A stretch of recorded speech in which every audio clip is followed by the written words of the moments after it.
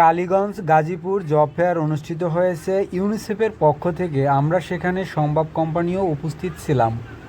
যে বাংলাদেশের চাকরি বাজারের প্রেক্ষিতে চাকরি আছে শুধু মানুষের জন্য না, চাকরি আছে শুধু দক্ষ মানুষের জন্য। এটা হচ্ছে বাংলাদেশের চাকরি বাজারের বাস্তবতা। এই কথাটা এই জন্য বললাম যে আমরা প্রতিনিয়ত এই হাজার হাজার এমপ্লয়ীদের সাথে আমরা অনলাইন অফলাইনে কাজ করি, তাদের সেই মেসেজটা আমি আপনাদেরকে দিয়ে গেলাম। আর ইন্টারভিউ বোর্ডে চেষ্টা করবেন নিজেকে যতটুকু পরিপাটি হিসাবে হাসি মুখে ইন্টারভিউটা প্রেজেন্ট করা যায়। কারণ সবাই চায় কি যে হাসি মুখে আছে তার উপর তাকে দেখে একটা ভরসার জায়গায় তৈরি হয়, তাকে কেউ দায়িত্ব দিতে চায়। কিন্তু আমরা যদি মুখ ভার করে মন খারাপ করে বসে থাকি, দেখবেন আমাকে জিজ্ঞেস করবে আপনি কি অসুস্থ, আপনার কি কিছু ভালো লাগছে না? তাহলে একটা প্রতিষ্ঠানে অসুস্থ কাউকে রিক্রুট করবে না। যে হাসি মুখ দৌড়াতে পারে তাকে কিন্তু মানুষ রিক্রুট করবে। সো আপনার চাকরি আপনার উপর, আপনি কতটুকু দক্ষতা অর্জন করতে পারছেন, কতটুকু পরিপাটি হয়ে অন্যের সামনে নিজেকে উপস্থাপন করতে পারছেন, এইটা আমি বললাম সরাসরি। আপনি যখন তার সামনে যাবেন তখনকার বিষয়, কিন্তু আপনাকে সেই জায়গায় যাওয়ার আগে যে সিভিটা তৈরি করতে হবে সেটি নিয়ে এখন কথা বলবেন আমার কলিগ টুটুল ভাইকে অনুরোধ করছি তার সেশনটি নেওয়ার জন্য।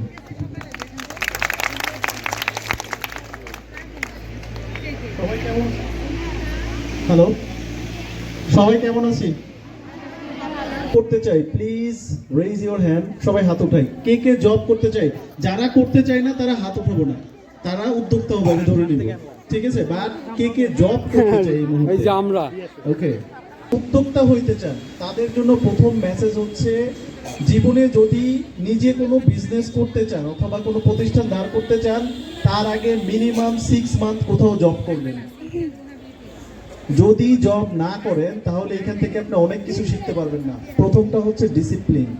একটা অফিসে প্রথমেই থাকে যে সকাল 9টা অথবা 10টা থেকে আপনাকে অফিসে যেতে হবে এবং বিকাল 5টা অথবা 6টা হইতে চান, তাহলে প্রথমে কি করতে হবে? জব শুরু করতে হবে। সবাই কি বুঝতে পেরেছি?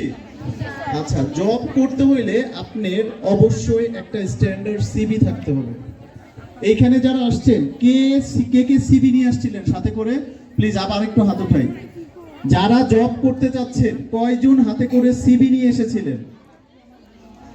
একটু আগে যে বললেন যে সবাই জব করতে থেকে আসছে, এতক্ষণ কথা শুনছেন। আমরা কোথায় থেকে আসছি? আমাদের প্রতিষ্ঠানের নাম কি? আমরা দীর্ঘ 2 ঘন্টা জার্নি করে আপনাদের এইখানে আসছি।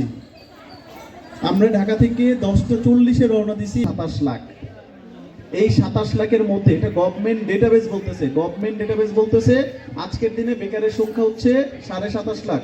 এই 27 লাখের মধ্যে কি যারা এখানে আছেন, যারা জব খুঁজতেছেন, সবাই কি তাদের মধ্যে পড়েন না আপনারা ওদের বাইরের মধ্যে পড়েন?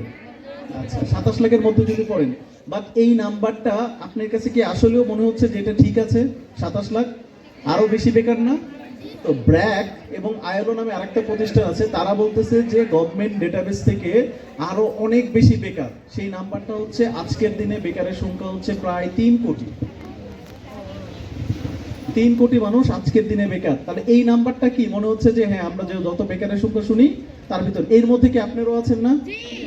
কালকেই যখন ইন্টারভিউ দিতে যাবেন, আপনি এবং এইখানে আপনার আরেক ফ্রেন্ড একই জায়গায় ইন্টারভিউ দিতে যাবেন, দেখবেন যে দুইজনে দেখা হয়ে গেছে। বাট অ্যাপ্লিকেশন করার সময় কেউ জানতেন না যে একসাথে এখানে আবেদন করেছেন। বাট ওইখানে ইন্টারভিউর জন্য তো ওই ফ্রেন্ডের জন্য ওই জায়গা ছেড়ে দিয়ে চলে আসবেন? ইন্টারভিউ দিবেন। ইন্টারভিউ দিতে হইলে আপনার কি কি লাগবে? প্রথমেই লাগবে ওই ইন্টারভিউ কল পাওয়ার জন্য প্রথমেই লাগবে হচ্ছে আপনার একটা সিভি, যেটাকে আপনি ওইখানে আগে পাঠাবেন।